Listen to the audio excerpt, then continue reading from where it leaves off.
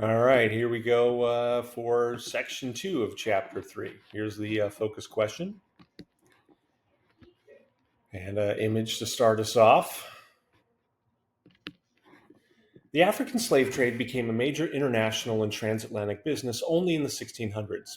Slavery developed first in the Western Hemisphere outside North America. By 1600, Brazil, a Portuguese colony, had large sugar plantations worked by enslaved Africans. By the end of the 17th century, the profits to be had from sugar had transformed English, Dutch, French, and Danish colonies in the West Indies from mixed economies with few enslaved people and small farms worked by white servants to economies dominated by lucrative sugar plantations worked exclusively by enslaved Africans. Sugar was the first good to be mass marketed to European consumers, and it became the most important product of the British, French, and Portuguese empires. Compared to its rapid introduction in Brazil and the West Indies, slavery grew slowly in North America. English indentured servants constituted the majority of the labor force in the Chesapeake well into the 1680s.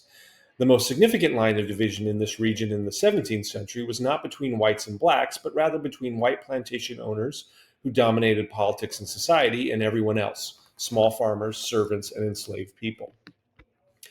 While Spain had liberal laws granting enslaved people various rights, and the Catholic Church often encouraged masters to free their slaves, the legal status of enslaved people in the English colonies was initially ambiguous and undeveloped. Beginning in 1619, small numbers of Africans were brought to the Chesapeake, and while they were almost certainly treated as enslaved, some were freed after serving a term of years. But racial distinctions were codified into the law from the beginning. One such early Virginia law barred blacks from serving in the militia. But in both Virginia and Maryland, free blacks could sue and testify in court, and some even acquired land and purchased white indentured servants and enslaved blacks. Blacks and whites worked side by side in the region's tobacco fields, occasionally ran away together, and established intimate relationships.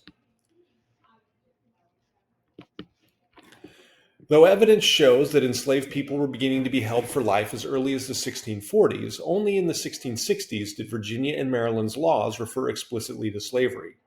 As tobacco planting spread and the demand for labor increased, conditions facing black and white servants diverged. To encourage migration, colonial authorities tried to improve the status of white servants. Simultaneously, blacks' opportunities for freedom were restricted. By 1680, ideas of racial difference were strongly reflected in these colonies' laws, despite the small size of the black population.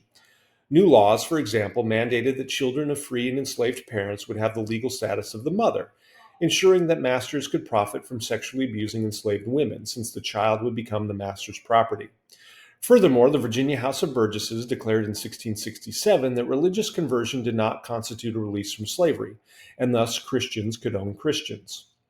The shift from white indentured servants to enslaved Africans as the main plantation workforce was hastened in 1676 by Bacon's Rebellion. Governor William Berkeley had long ruled Virginia through a corrupt regime, forged an alliance with the small elite of the colony's wealthiest tobacco planters, which gave his supporters the best lands as white settlement pushed inland. With all the best lands already taken by wealthy planters, an increasingly poor population of freed white servants and migrants found it harder to acquire land.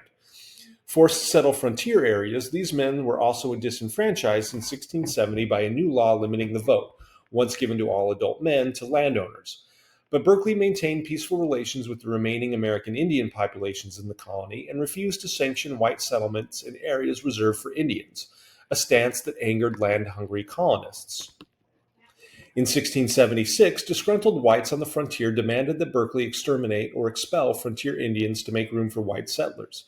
But the governor, fearing war and profiting from the Indian trade, refused. Led by Nathaniel Bacon, a planter, small farmers, landless men, indentured servants, and even some Africans who also demanded lower taxes and an end to elite rule waged war against the Indians and the colonial government in what would become known as Bacon's Rebellion. They plundered plantations and burned Jamestown to the ground before English warships helped quell the rebellion. The rebellion was, to some extent, a conflict within the elite ranks. Virginia's ruling elite consolidated their rule by both limiting democracy and expanding social opportunity for poorer whites. They reinforced property qualifications for voting, but also reduced taxes and adopted aggressive policies towards Indians to open up more Western lands. Most important, tobacco planters increasingly spurned potentially rebellious white servants for enslaved Africans, making the Chesapeake region a society based on slavery. Between 1700 and 1750, the number of blacks went from more than 10% to almost 50% of the colony's population, and almost all were enslaved. Several factors contributed to the growth of slavery in Virginia, including a decreasing death rate, meaning it was more economical to purchase a laborer for life than an indenture, and the opening of Pennsylvania, where land was available, which made that colony more attractive to white settlers. In 1705, Virginia's legislature adopted a new slave code, embedding white supremacy in law, clearly defining enslaved blacks as property and sharply limiting the freedom of free and enslaved blacks. Virginia had shifted from being a society with slaves, in which slavery was just one labor system among other systems, to a slave society, in which slavery was central to the society and the economy. Europeans, Indians, and Africans alike all feared enslavement. Enslaved people often tried to escape, and those who spoke or read English or were familiar with European culture sometimes contested their condition.